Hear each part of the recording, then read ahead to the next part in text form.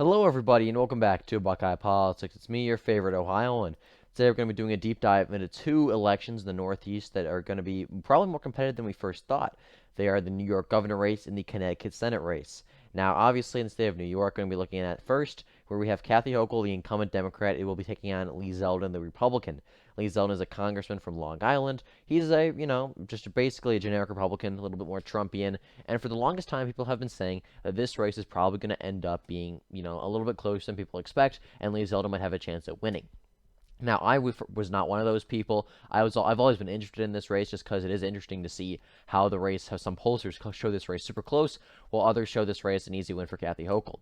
However, a recent trend has began over the last maybe month or so that shows Kathy Hochul beginning to surge pretty much in all pollsters. Let's go back here and look down here where we have some of the first pollsters for this race from June and July, showing Kathy Hochul leading by 24, Kathy Hochul leading by 16, Kathy Hochul leading by 24. Clearly, Kathy Hochul is, was easily winning back then. I mean, she was up by huge margins, the margins you would expect for a state like New York.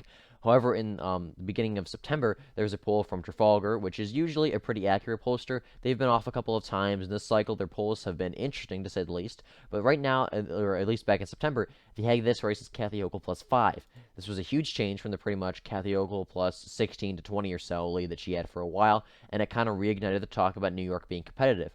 However, a poll from The Hill and Emerson came out that had Kathy Hochul up 15, and a poll from Siena had Kathy Hochul up 17. However, while these polls clearly showed Kathy Hochul was, doing a little bit better than we expected, there was something interesting, and that was the fact that she was doing worse than she was before that. I mean, previously, Emerson conducted a poll that had Kathy Hochul up 16, they had another one that had her up 15, a poll from Survey USA, several polls had Kathy Hochul up by like 24 points, and now she's only up by like 17.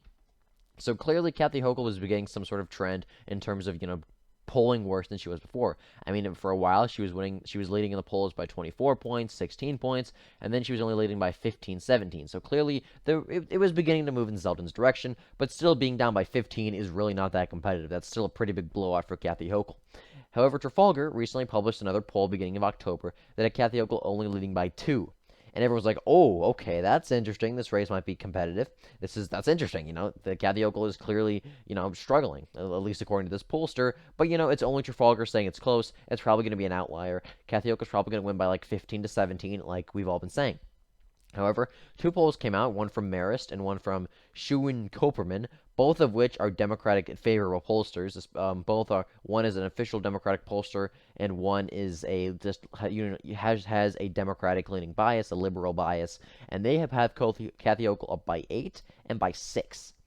And because of these polls, these are two pollsters that usually overestimate the Democrats. They usually have the Democrats doing better than they actually end up doing. And they have this race in the single digits. Because of that, Real Clear Politics, one of the larger pollsters, in most people's opinion, the more accurate one. And when you look at the two big pollster sites, it's pretty much 538 and Real Clear Politics. Real Clear Politics is usually the more accurate pollster. And they have officially dropped this race down to toss-up. According to Real Clear Politics, Kathy Hochul and Lee Zeldin, the governor race in New York, is a toss-up right now.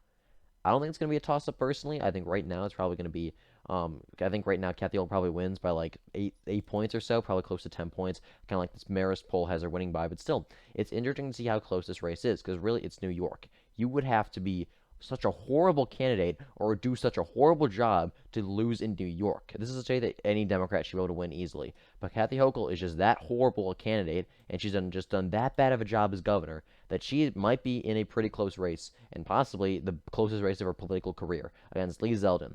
I don't think Lee Zeldin is going to win as of now, but I do think it's interesting that this race, from several different pollsters, is getting more competitive. Now we're going to look at the Connecticut Senate race. It's not even a race that even shows up. You have to actually search it up, just because really no one thinks it's going to be that competitive. But recent pollsters have shown this race getting competitive. Connecticut is a state similar to New York. It's a very Democratic-leaning state. It's part of that northeastern liberal kind of voting bloc that we've had for the last 20, 30 years or so. And a poll from Hill and Emerson had Richard Blumenthal up by 13, which is still a pretty sizable margin of victory. When you compare it to Biden's victory by like 25 points, it's really not that impressive. But still, Democrats win there pretty handily. And then we have another poll, these two polls from Fabrizio, which is a relatively accurate pollster. They've been kind of iffy on a couple of races, but they're still a decent pollster, along with a local newspaper, the Connecticut Examiner, and then a local Connecticut TV station. Recently, these two polls have come out showing Richard Blumenthal only up by 13 and 5.